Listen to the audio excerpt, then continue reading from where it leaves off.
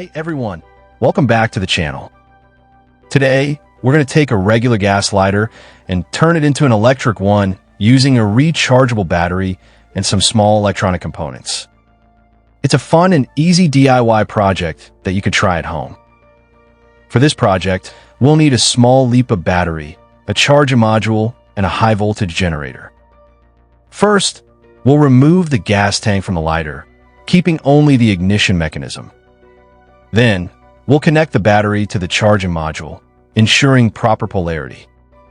After that, we'll attach the high voltage generator to create a strong electric arc once everything is connected. We can test it by pressing the ignition switch. This will generate a spark strong enough to light up anything, just like a traditional gas lighter. And that's it.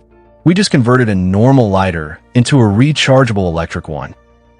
If you found this video helpful, make sure to hit the like button and subscribe to the channel for more awesome DIY projects.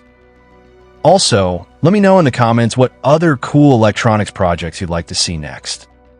Thanks for watching, and I'll see you in the next video.